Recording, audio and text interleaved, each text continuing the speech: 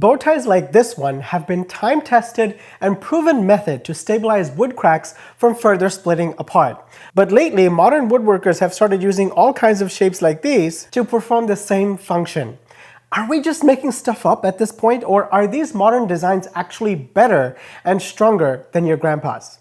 And of course we're going to test it, but we also need to know just how much force these slabs actually put out when cracking. And it took me a little bit of time to figure it out, but the answer is hilariously simple. Now, the logic behind the use of bow tie shape is because it's basically two dovetails tied at the hip. And just as dovetails mechanically prevent a joint from separating, each dovetail on each end of the bow tie prevents a slab from further cracking apart. But there is one really crucial factor that I see people getting wrong all the time.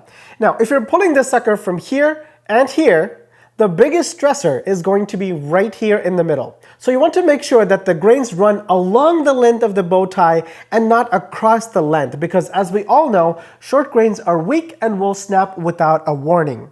Allow me to demonstrate. Here is a bow tie in the correct grain orientation, 3/4 inch deep on a 1.75 inch thick cherry backing. And yes, I've sprung the big bucks to use Purple Heart for all of the joinery because contrasting exotic woods are typically used in these situations. And besides, have you seen my workbench? Or the lights coming in that direction? Or my hat? Or anything else in the background?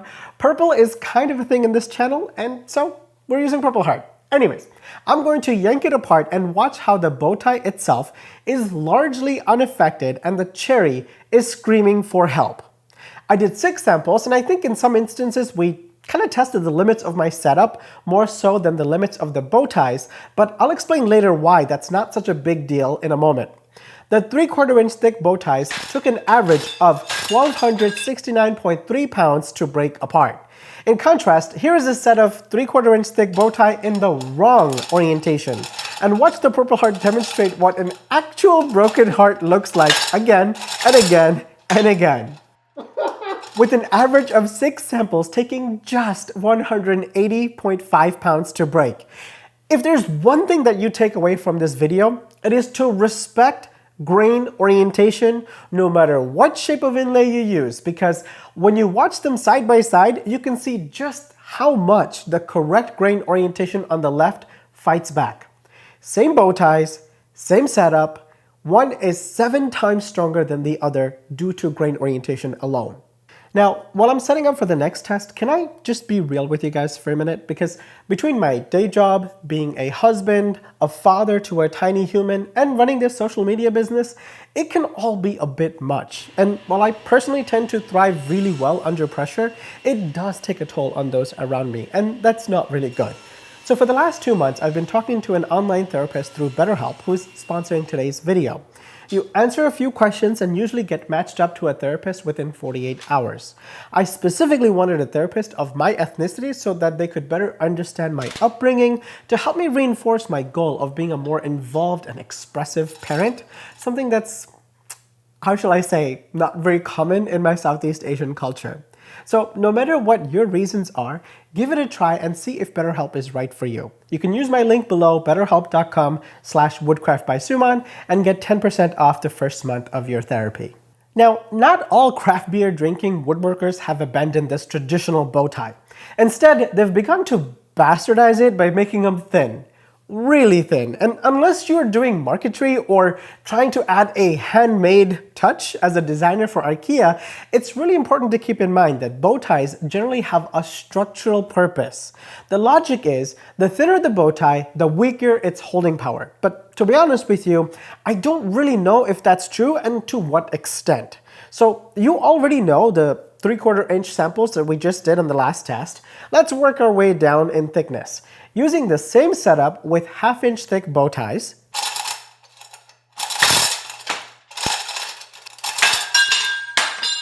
on 6 samples, it took an average of 1,073.5 pounds to break apart.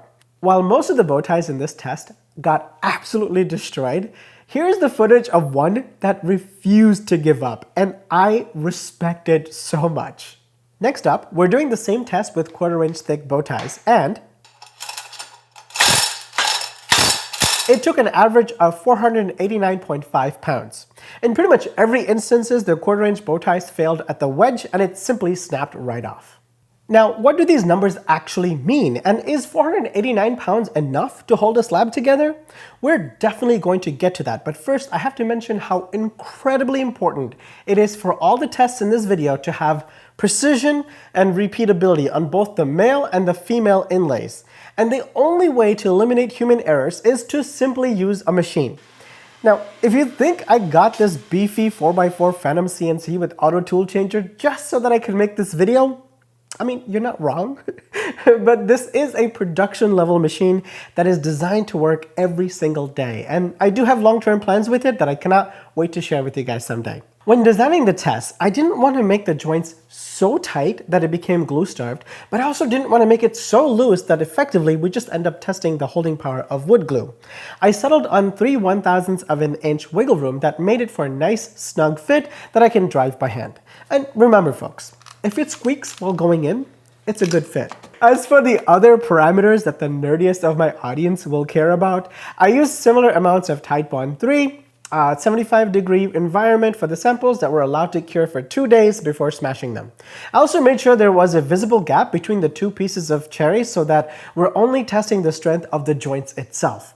As for how much hammering force I used to drive these joints, after I was done pounding the last one, here's what the sacrificial piece of wood looked like.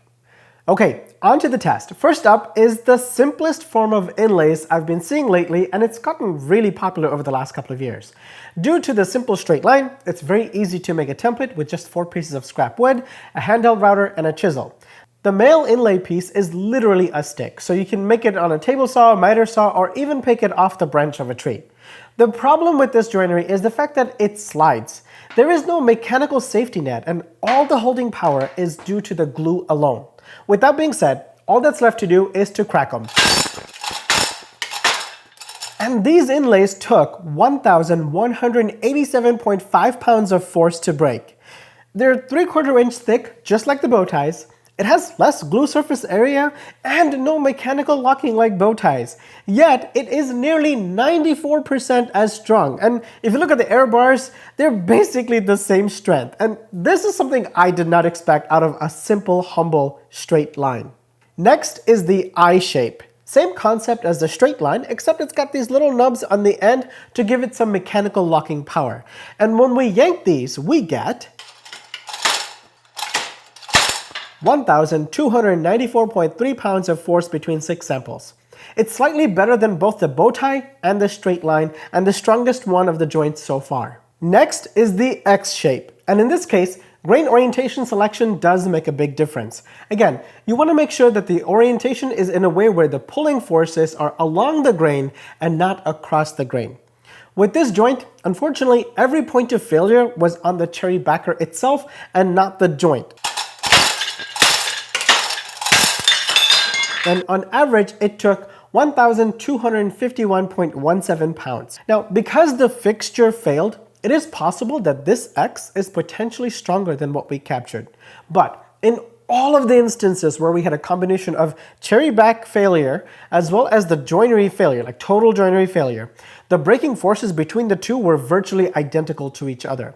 And analyzing the slow motion footage of all of these breakings, what's fascinating is in every instance where the cherry backer fails, there is also a hairline fracture that develops on the inlay right before the cherry backing fails. So this is the reason why I kept the data and presenting to you guys as is, because I believe the numbers are very, very close to what the actual joinery failure would be if I had a much stronger setup. And finally, the figure 8 shape. This is an interesting one because it's physically bigger than all of the other joints. They're all the same size. This one is slightly larger because I needed the 1/4 inch bit to be able to kind of cut out all the shapes that it needs for the male and female inlay, and so I had to make it a tiny bit bigger. This joint absolutely requires a CNC or some type of a specialty inlay kit to be able to do because it's not possible to chisel this, right? And in theory, all of the curves in this inlay should provide a better distribution of forces. At least that's what I thought, but let me just show you what ended up happening. That's right. They all failed horrendously at the same spot, and unsurprisingly, it took only 832.33 pounds to break. But how much force does a slab truly exert on an inlay? And the answer is it's kind of impossible to know for sure because the species of wood, the amount of internal stress, the thickness of the slab, the size of the initial crack, moisture variabilities, and a whole bunch of other factors play a role in how much force an inlay will experience. But we can get a crude estimate by working backwards. Using this slab as an example, if we position a clamp and a load sensor 12 inches away from the start of the crack, it takes 1,000 pounds of force to get this 0.244 inch wide gap down to 0.0265 inches. So in theory, if the slab has a hairline crack that was stabilized with just one of these types of inlays, over time, the 1/4 inch thick bow ties and the 3/4 inch thick figure 8 inlays would fail, and just about everything else, including the 1/2 inch thick bow ties, would probably be able to hold the slab together.